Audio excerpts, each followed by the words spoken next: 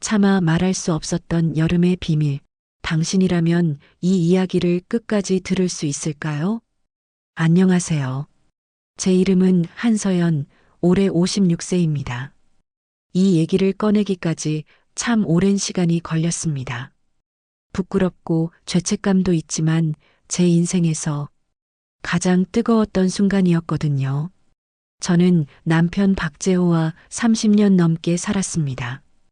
대학에서 만나 결혼하고 온 삶을 함께 했죠. 그런데 2022년 봄 남편이 췌장암 판정을 받았습니다. 1년 반 동안 투병 끝에 결국 세상을 떠났습니다.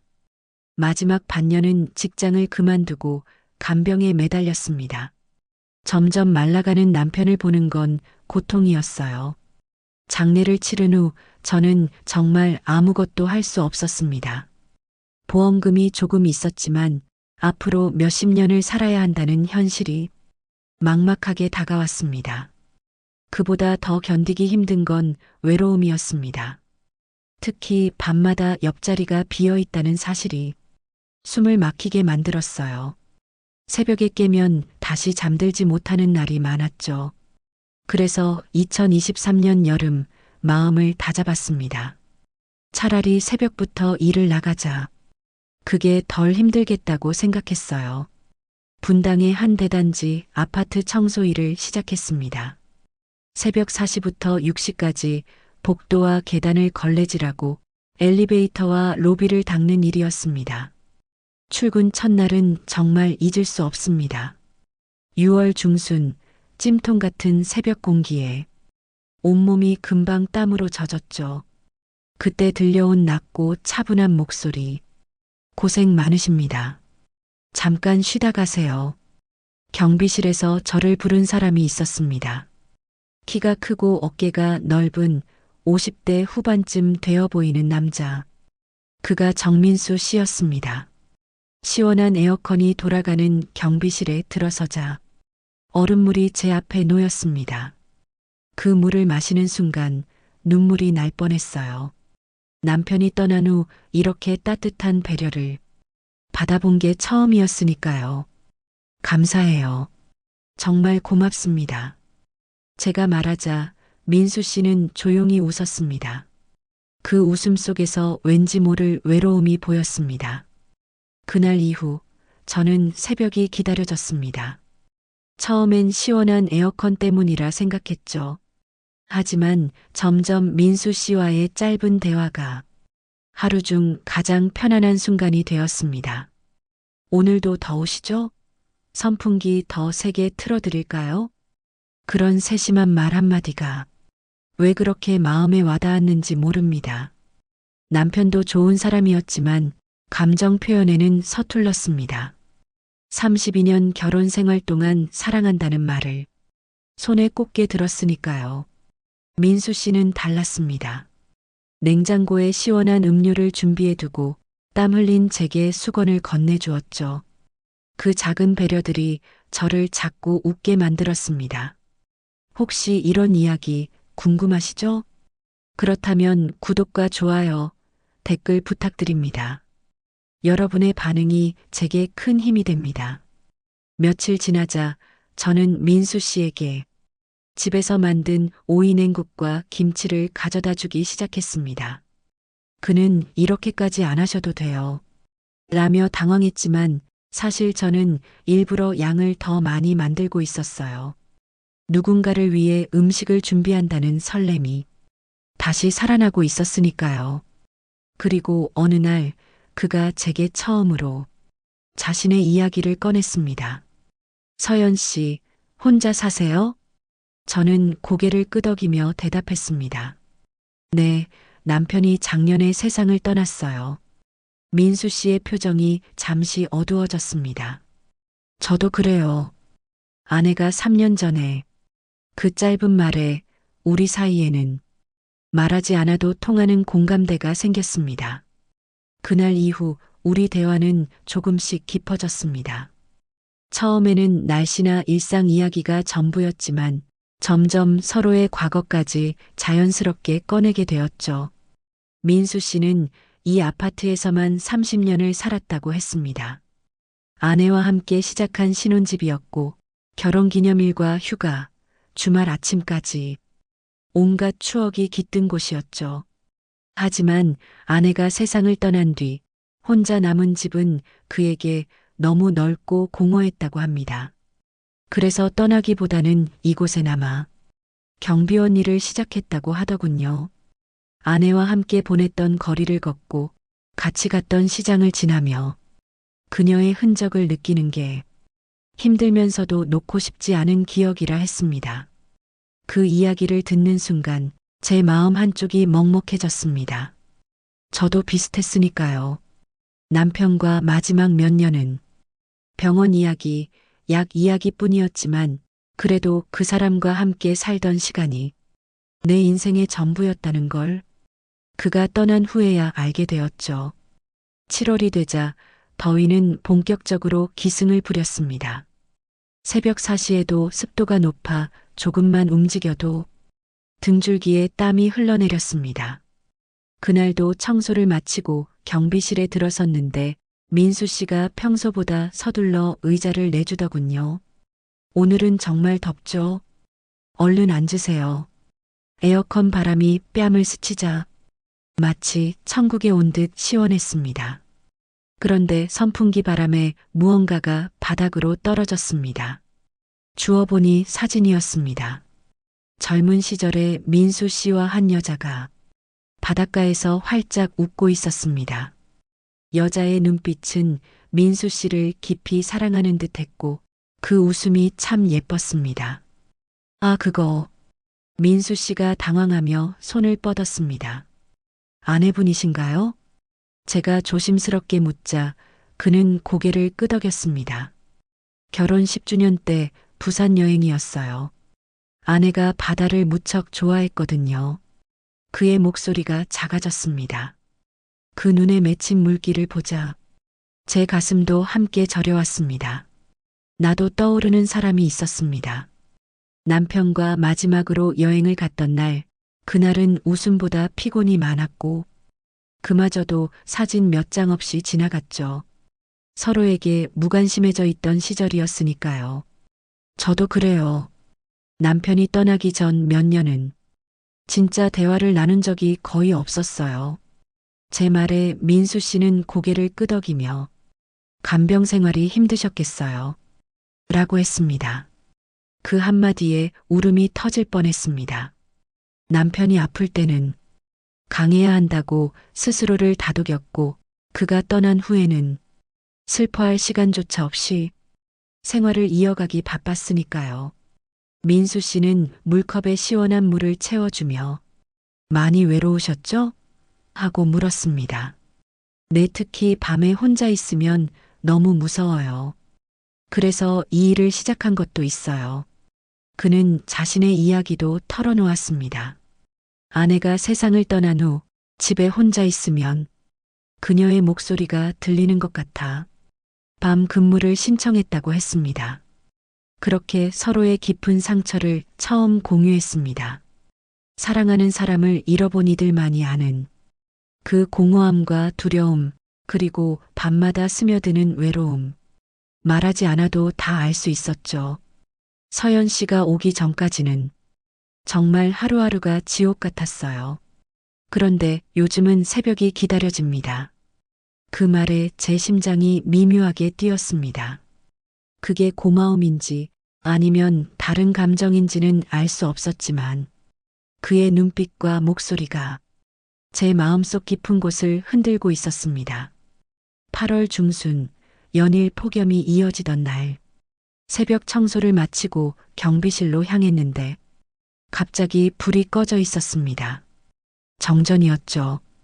에어컨이 멈춘 실내는 금세 후덥지근해졌습니다. 민수 씨가 손전등을 켜고 말했습니다. 금방 복구될 거예요. 잠시만요. 우리는 나란히 의자에 앉아 부채질을 하며 서로의 숨소리를 들었습니다. 그는 제 쪽으로 부채질을 해주었고 저는 고맙다며 손을 뻗어 그의 부채를 대신 잡았습니다. 그 순간 손끝이 스쳤습니다. 정말 아주 잠깐이었는데 마치 전기가 온몸을 훑고 지나가는 것 같았습니다. 그도 놀란 표정이었지만 손을 완전히 거두진 않았습니다. 어둠 속에서 느껴지는 체온, 남편이 떠난 후 처음 느껴보는 다른 남자의 온기였습니다. 가슴이 쿵쾅거리며 뛰었지만 이상하게도 두렵지 않았습니다. 정전이 끝나고 불이 들어오자 우리는 동시에 손을 놓았습니다. 에어컨이 다시 돌아가기 시작했지만 제 심장은 여전히 빠르게 뛰고 있었죠. 죄송해요. 민수 씨가 먼저 고개를 숙였습니다. 아니에요. 저도 말끝이 흐려졌습니다. 설명하기 어려운 감정이 목구멍을 막고 있었죠. 그날 이후 며칠 동안 저는 경비실에 가지 않았습니다. 민수 씨를 마주할 자신이 없었어요. 죽은 남편에게 미안한 마음, 그리고 56살에 이런 설렘을 느끼는 제 자신이 부끄럽기도 했습니다. 하지만 경비실 없는 새벽은 생각보다 훨씬 외로웠습니다. 그 시원한 공기보다 그의 목소리와 눈빛이 더 그리웠습니다. 그와 나누던 대화가 머릿속에서 계속 맴돌았습니다. 나흘째 되는 날 아침 청소를 마치고 복도로 나오니 민수 씨가 기다리고 있었습니다. 서연 씨, 무슨 일 있으신 건 아니죠? 걱정스러운 표정이 제 마음을 흔들었습니다. 아니에요. 그냥 머뭇거리는 저를 보며 그가 물었습니다. 혹시 제가 그날 실수했나요? 아니에요. 오히려 순간 제 목소리가 떨렸습니다. 민수 씨 생각이 자꾸 나요. 그런데 그러면 안 될 것 같아서 그는 제 손을 조심스럽게 잡았습니다. 저도 같은 마음이에요. 서연 씨가 안 오시니까 새벽이 다시 지옥 같았어요. 그날 우리는 처음으로 서로의 마음을 인정했습니다. 죽은 배우자에게 미안한 감정, 이 나이에 새로운 관계를 시작하는 두려움, 하지만 동시에 서로 없이는 버틸 수 없다는 사실까지. 특히 밤이 힘들어요. 제가 솔직하게 털어놓자 그는 잠시 침묵하다 고개를 끄덕였습니다. 저도 그래요. 서연 씨가 유일하게 편안하게 만드는 사람이에요. 그날 밤 그는 제 원룸까지 함께 걸어다 주었습니다. 문 앞에서 작별 인사를 나누는데 민수 씨가 갑자기 제 뺨에 가볍게 입을 맞췄습니다. 깃털처럼 스친 뽀뽀였지만 온몸이 떨렸습니다. 그날 밤 저는 한참을 뒤척였습니다. 그의 입술이 닿았던 자리에서 열이 가시질 않았습니다. 며칠 뒤 무더위 속에서 청소를 하던 중 갑자기 어지럼증이 몰려왔습니다. 식은땀이 나고 다리가 풀렸습니다. 간신히 집에 돌아왔지만 고열이 오르고 몸을 가눌 수 없었죠. 사흘 동안 일을 나가지 못했습니다. 작은 원룸에 에어컨도 없어 선풍기 바람으로 버티는 게 한계였고 입맛도 잃어 물조차 거의 마시지 못했습니다. 사흘째 저녁 문을 두드리는 소리가 들렸습니다. 서연 씨, 괜찮으세요? 문 밖에서 들려온 목소리는 분명 민수 씨였습니다. 관리사무소에서 제 연락처를 알아내 전화를 걸었지만 받지 않자 직접 찾아온 것이었죠. 문을 열자 그는 놀란 얼굴로 저를 부축했습니다. 이게 무슨 꼴이에요? 며칠을 제대로 못 드신 거예요? 그는 급히 약국으로 달려가 해열제와 이온음료, 죽까지 사왔습니다. 이렇게까지 안 하셔도 돼요. 제가 미안해하자 그는 단호하게 말했습니다.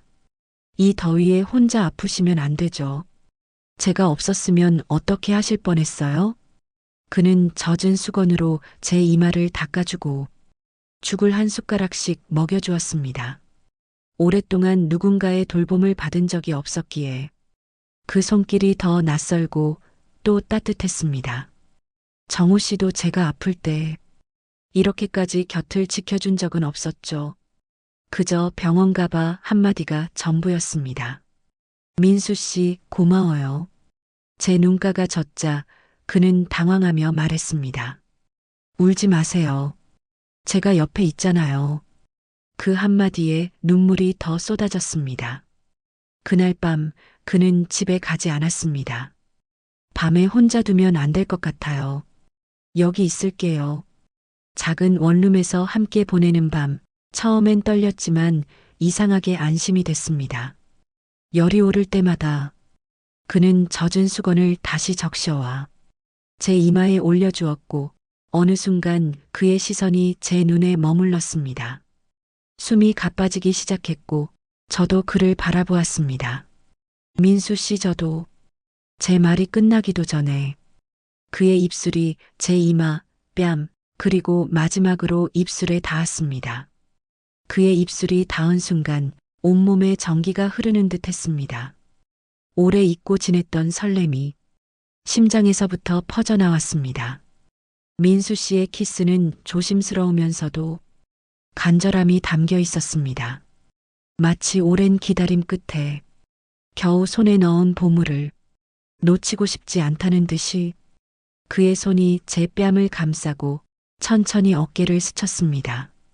아프시면 언제든 말해요. 그 한마디에 몸보다 마음이 더 풀렸습니다. 우리는 조심스레 서로를 끌어안았습니다. 그동안 눌러왔던 외로움과 그리움이 한꺼번에 터져나오는 듯 했습니다. 그렇게 우리는 하나가 되었고 서로의 체온을 나누며 긴 밤을 함께 보냈습니다. 밤새 민수 씨는 제 머리카락을 쓰다듬으며 속삭였습니다. 서연 씨 사랑해요. 그 말은 내 마음 깊은 곳을 울렸습니다. 눈물이 저절로 흘러내렸지만 이번엔 슬픔이 아니라 안도와 행복의 눈물이었습니다. 새벽이 밝아올 무렵 그는 제 손을 꼭 잡은 채 잠들어 있었고 저는 그 손을 놓고 싶지 않았습니다. 이렇게 편안한 밤을 보낸 게 도대체 얼마만인지 몰랐습니다. 아침이 되자 민수 씨는 주방에서 간단한 미역국을 끓였습니다. 뜨끈한 국물이 목을 타고 내려가자 몸뿐 아니라 마음까지 따뜻해졌습니다. 이제 좀 괜찮으세요? 네, 덕분에요. 짧은 대답이었지만 제 표정에는 감사가 다 담겨 있었습니다. 그 후로 우리는 더 이상 서로의 마음을 숨기지 않았습니다. 새벽마다 경비실에서 만나 커피를 마시고 짧게는 10분, 길게는 30분씩 이야기를 나누었습니다. 민수 씨는 가끔 제가 먹을 수 있도록 과일이나 간식을 준비했고 저는 집에서 반찬을 더 만들어 그에게 가져다 주었습니다. 그렇게 우리의 하루는 자연스럽게 얽혀갔습니다. 9월 초 아침 저녁으로 선선한 바람이 불기 시작할 무렵 민수 씨가 진지한 표정으로 말했습니다. 서연 씨, 저랑 같이 살지 않으실래요? 그의 제안에 제 가슴이 세차게 뛰었습니다. 각자 혼자 사는 것보다 함께하는 편이 더 안전하고 마음도 편할 거라는 이유였습니다. 사실 저도 비슷한 생각을 하고 있었지만 쉽게 대답할 수는 없었습니다. 우리 이렇게 해도 될까요? 남들이 뭐라고 할까요? 그는 제 손을 꼭 잡으며 말했습니다. 서연 씨, 우리 나이가 몇이에요? 이제 남 눈치 볼 나이는 지났잖아요. 우리가 행복하면 그게 전부 아닌가요? 그 말에 제 마음속 망설임이 조금씩 사라졌습니다. 남편에 대한 미안함이 완전히 사라진 건 아니었지만 민수 씨 없는 시간을 다시 보내고 싶지는 않았습니다. 근데 돈 문제도 있고 그건 걱정 마세요. 제가 살던 집이 있습니다. 아내와 살던 곳인데 이제는 새로운 추억을 만들고 싶어요. 서연 씨와 함께요. 그 진심이 제 마음에 깊게 와 닿았습니다. 아내의 흔적이 남은 집에 저를 들인다는 건 그에게도 큰 결심일 테니까요. 좋아요. 함께 살아요. 그 순간 그는 제 어깨를 꼭 안았습니다. 56에 시작하는 새로운 동거, 생각지도 못했던 선택이었지만 이상하게 두렵지 않았습니다. 이사 당일 민수 씨의 집 문을 열었을 때 가슴이 이상하게 두근거렸습니다. 3년 전 세상을 떠난 아내의 흔적이 아직 곳곳에 남아 있었지만 민수 씨는 미리 많은 걸 정리해 두었습니다. 불편하시면 언제든 말씀하세요. 그의 눈빛에서 진심이 느껴졌습니다. 괜찮아요. 오히려 고마워요. 이렇게 좋은 집에서 함께 살 수 있어서. 집은 넓고 따뜻했습니다. 거실 창문 너머로 작은 정원이 보였고 햇살이 부드럽게 스며들었습니다. 제가 살던 원룸과는 비교할 수 없는 안락함이었죠. 첫날 밤 같은 방에서 잘지 따로 잘지 서로 눈치를 보며 머뭇거렸습니다. 결국 제가 먼저 말했습니다.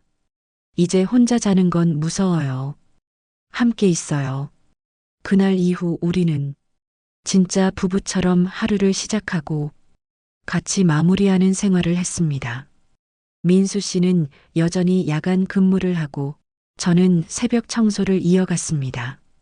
이제는 같은 집에서 나서니 아침 인사와 저녁 인사가 자연스러웠습니다. 퇴근 후엔 함께 장을 보고 주방에서 나란히 요리를 했습니다. 민수 씨는 생선 굽는 솜씨가 좋았고 저는 찌개와 반찬을 준비했습니다. 식탁에 마주 앉아 밥을 먹으며 하루의 이야기를 나누는 시간이 무척 소중했습니다. 가끔은 남편 생각이 날 때도 있었습니다. 그럴 때면 속으로 말했습니다.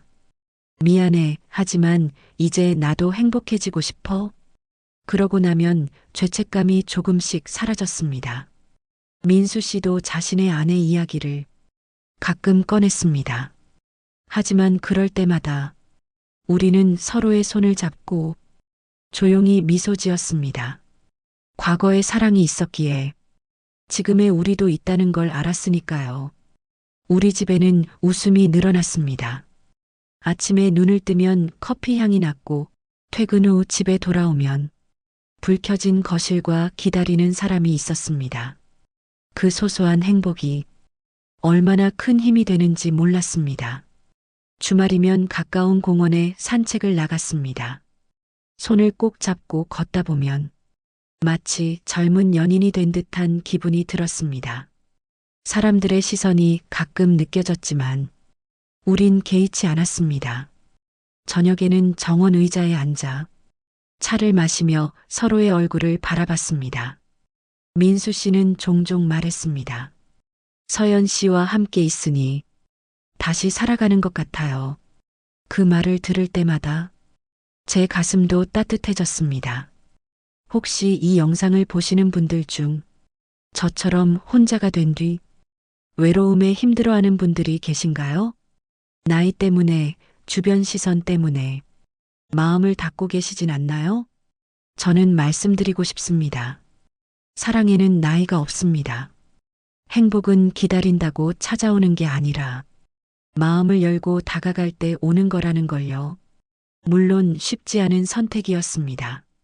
죽은 배우자에 대한 미안함, 현실적인 문제, 주변의 시선까지 수많은 고민이 있었지만 결국 제가 선택한 건 제 행복이었습니다. 지금 이 순간 민수 씨와 함께하는 하루하루가 지난 몇 년 중 가장 빛나고 있습니다. 다시 웃을 수 있다는 것, 다시 설렐 수 있다는 것이 얼마나 큰 선물인지 모릅니다. 혹시 여러분도 마음 한구석에 새로운 사랑을 향한 갈망이 있다면 한 걸음만 용기 내보세요. 그 한 걸음이 인생을 바꿀 수 있습니다. 이 이야기가 누군가의 마음에 작은 불씨가 되길 바랍니다. 혹시 오늘 제 얘기에 마음이 움직이셨다면 좋아요와 구독, 그리고 댓글로 여러분의 생각을 들려주세요. 그 한마디 한마디가 저에게는 큰 힘이 됩니다. 지금까지 들어주셔서 감사합니다. 우리 모두의 인생에 늦게라도 다시 피어나는 따뜻한 사랑이 함께하길 바랍니다.